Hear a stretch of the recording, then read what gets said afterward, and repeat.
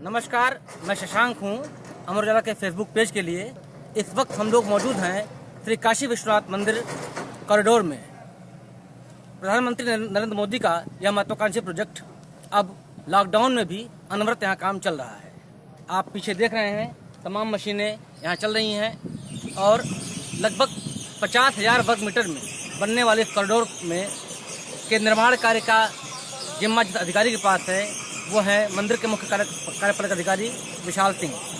वो हमारे साथ मौजूद हैं। हम इनसे बात करेंगे कि क्या चुनौतियां आ रही हैं, किस तरह से मंदिर का निर्माण हो रहा है और क्या क्या कहाँ निर्माण होगा, कैसे इस चुनौतियों से निपटेंगे और कैसे भव्य दरबार ये बनकर तैयार होगा। विशाल जी नमस्कार। बहुत बहुत धन्यवाद आप लोगों का कि आपने इस महत्वपूर्ण समय में जो हमारे यहाँ की जो टीम है जो इस कार्य को कर रही है और लॉकडाउन के दौरान भी पूरे डेडिकेशन के साथ, सोशल डिस्टेंसिंग के साथ, सभी मानकों के अनुरूप और इस दुरूह समय में भी लगातार काम करने के लिए उत्साहित है। उनसे उनकी बात को जानने के लिए आप लोग यहाँ तक आए। और वर्तमान में हमारे पास लगभग 155 मजदूर हैं जो लगातार इस काम में लगे हुए हैं। 5 इंजीनियर्स हैं, साइट इंजीनियर्स हैं जो लगाए गए हैं। पीएसपी ऑर्गेनाइजेशन जिसने इस ठेके को लिया है निर्माण कार्य को करने के लिए। और जैसा कि आप देख सकते हैं मेरे पीछे ठीक जो निर्माण कार्य की नींव आपको दिखाई पड़ रही है, ये एक मंदिर परिसर है। और मंदिर परिसर में जो चारों तरफ का एरिया उसमें रहेगा मंदिर परिसर के अंदर, वो लगभग 28,000 स्क्वायर फीट का होगा। जो अब तक हमारा मंदिर का जो गर्भगृह और उसके आसपास का जो क्षेत्रफल जो श्रद्धालुओं को उपलब्ध होता था वो मात्र इसकी 2100 स्क्वायर फीट था। और अब हमारा मंदिर का परिसर जो है वो 28,000 स्क्वायर फीट का होगा। इसके ठीक सामने आपको जो मशीनें दिखाई पड़ रही हैं, इन मशीनों के माध्यम से जो नींव खोदी जा रही है, ये मंदिर प्रांगण की है।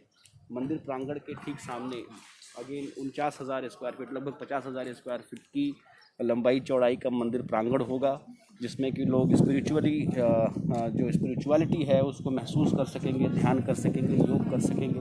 और भीड़ भाड़ के समय में जो एक व्यवस्था करना एक दुरूह कार्य होता था कि लोगों को कहाँ बिठाया जाए, कहाँ लाइन लगाई जाए, कैसे उसका क्यू मैनेजमेंट किया जाए, उसमें भी हमें बहुत बड़ा लाभ इसका मिलेगा इस स्थान का।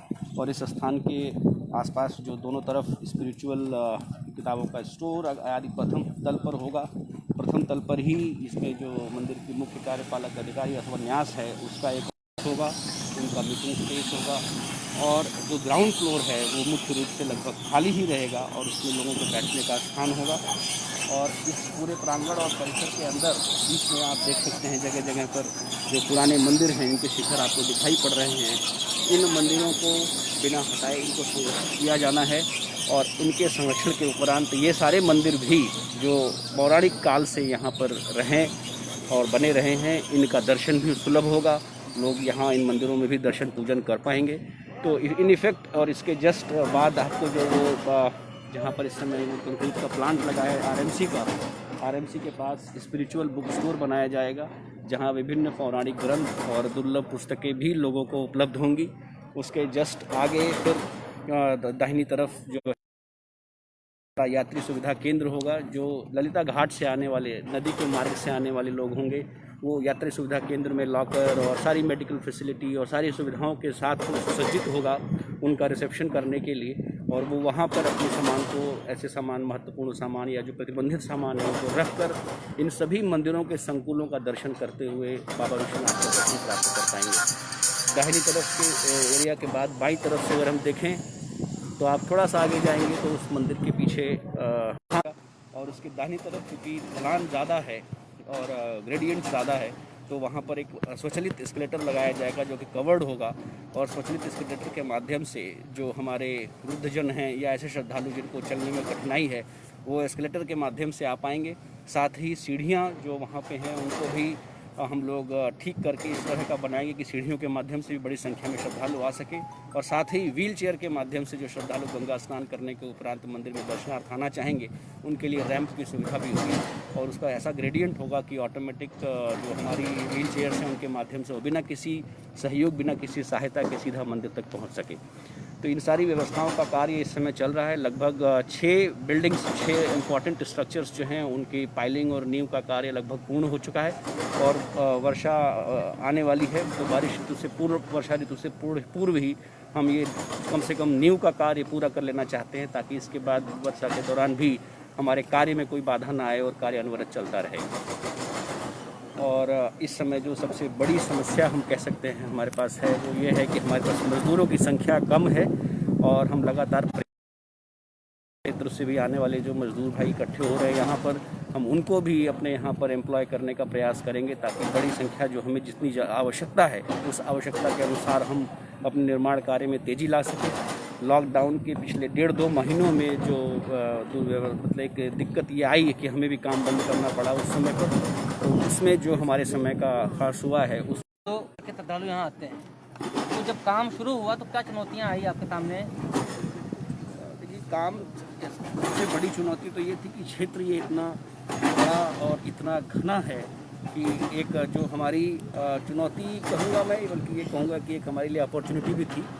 इतना प्रोबिटी है, इतना ज़्यादा सोशल ऑडिट है। आप देख सकते हैं कि निर्माण कार्य के दोनों तरफ कम से कम जो मकान बने हुए हैं, ऊंचे मकान हैं और उनमें लगातार लोग निवास कर रहे हैं और उनकी जो स्थिति है वो खिड़कियों से हर तरह से वो इस कार्यस्थल को देख सकते हैं। तो लगातार जितनी खिड़कियां आपको दिखाई पड़ रही हैं, आप कह सकते हैं कि उतने मोबाइल से लगातार इसकी रिकॉर्डिंग होती है। इसके लिए हमें बहुत ज़्यादा सावधान रहना पड़ता है और इस सावधानी का लाभ ये है कि हम वाकई बिना किसी अब तक जो कार्य हुआ है वो बिल्कुल परफेक्ट हुआ है। कहीं से चाहे वो सोशल डिस्टेंसिंग की बात हो या चाहे किसी जगह पर तोड़-फोड़ की बात हो, तो हम केयरफुल रहते हैं। हमारे पास एक बहुत वॉचफुल लोग हैं, हर जगह से वो लगातार इस पूरे प्रोजेक्ट पर ध्यान देते हैं, सोशल ऑडिट करते रहते हैं। तो इसलिए एक चुनौती भी है और एक ये अच्छी चीज़ भी है। और इसके अलावा मुझे नहीं लगता कोई ऐसी बड़ी चुनौती हमारे सामने आई जब से हमने इस कार्य को शुरू किया। बड़ा ही सहयोग रहा है, जिन लोगों ने यहाँ जिनका निवास स्थान था, जिन्होंने अपने मकान हमें दिए, उनका भी बड़ा सहयोग रहा है और सबने समय समय पर इस कार्य को जल्दी पूरा करने का आह्वान करते रहे हैं। तो एक और दूसरी चुनौती मैं नहीं कहूँगा, फिर वही बात है कि जो एक अपेक्षा लोगों की है बहुत ज़्यादा है कि जल्दी से जल्दी निर्माण कार्य पूर्ण हो और बाबा का जो भव्य ये धाम बन रहा है काशी विश्वनाथ धाम, को दर्शन के लिए उपलब्ध हो। तो हम लोग उस चुनौती पे खरा उतरने का प्रयास कर रहे हैं और अपने काम को शीघ्र करने का प्रयास। ये बाबा का जो भव्य धाम बन रहा है, इसकी समय सीमा क्या है? कब तक ये पूर्ण अपने स्वरूप में लोगों के सामने आएगा? ये पहले जो समय सीमा तय की गई थी, जो टेंडर के समय में ही 18 माह का समय दिया गया था, 18 माह के समय में हमें जून 2021 में तो इस काम को ख़त्म कर देना था। लेकिन जो लॉकडाउन का पीरियड रहा है और उसके दौरान अब लॉकडाउन के बाद जो हमने काम शुरू भी किया है, तो मज़दूरों की कमी है। इन चीज़ों की वजह से हो सकता है कि हमारे पास 2-3 महीने का समय और लगे, तो जून 2021 की जगह हो सकता है ये अगस्त या सितंबर तक तैयार हो सके। 2021 जून जी। एक बात यह है कि जैसे अब हम बात करें कि यहाँ संख्या बढ़ जाएगी श्रद्धालुओं की और बाबा का धाम जो है वो ज़्यादा खुला खुला हो जाएगा, तो सुरक्षा पॉइंट ऑफ व्यू से क्या तैयारी है? किस तरह से बाबा की सुरक्षा, जैसे रेड जोन ऑरेंज जोन इस तरह से बने हुए हैं बाबा धाम में? जी, तो ये क्षेत्र जैसा आप सभी अवगत हैं कि पहले से ही ये हाईली सिक्योर्ड एरिया में आता है और यहाँ पर सिक्योरिटी की पूरी एक कमेटी है और हाई लेवल सिक्योरिटी कमेटी के माध्यम से ही यहाँ के सिक्योरिटी सिस्टम को मैनेज किया जाता है।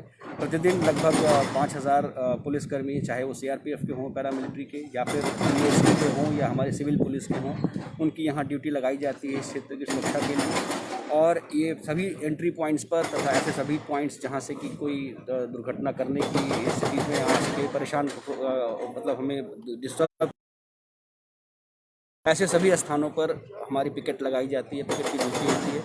आने वाले समय में इस क्षेत्र के खुला होने से सबसे बड़ा लाभ हमें ये है कि हम सिक्योरिटी सिस्टम को रिव्यू करने के लिए लगातार जब से ये कार्य शुरू हुआ है, जहाँ कि हम जैसे अब पहले अगर हम देखें जहाँ हम खड़े हैं ये स्थान रेड जोन में नहीं था, कि जो दूरी थी इसके बीच में कम से कम 2000 लोग रहते रहे, लेकिन आज के दिन में ये क्षेत्र खाली है। तो हमारे पास एक ऑप्शन भी है, क्योंकि हमारे पास अब क्लियर ग्राउंड है, तो हमारे पास एक ऑप्शन है कि जो हमारे पास टेक्नोलॉजी है, ड्रोन है या इंटेलिजेंट कैमरा है या एनालिटिक्स का सॉफ्टवेयर है, इन सभी चीज़ों का प्रयोग करते हुए हम इस क्षेत्र को हाईली सिक्योर कर सकें और हमारे पास तुरंत इसकी इन्फॉर्मेशन आ सके कि कहीं पे भी कहीं किसी तरह की कोई दुर्घटना अगर होने वाली है तो उसको तुरंत नियंत्रित कर सके।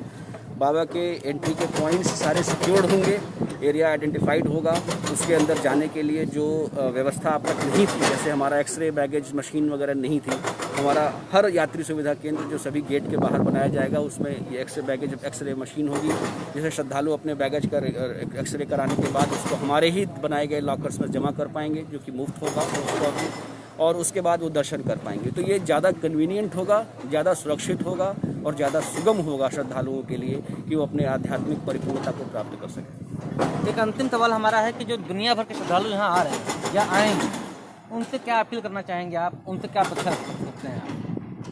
उनकी जो मेरी अपेक्षा से पहले जो उनकी अपेक्षा है, जैसे मुझसे विश्व भर के श्रद्धालु जुड़े हुए हैं कि विभिन्न प्लेटफॉर्म्स पर, और वो पूछते हैं तो उनकी इच्छा रहती है कि हमें काशी विश्वनाथ धाम में जो विकास कार्य हो रहे हैं उनके बारे में एक अपडेटेड न्यूज़ हमेशा मिलती रहे, जानकारी मिलती रहे, कितना काम हो गया, कितना काम बाकी है, क्या प्रगति है।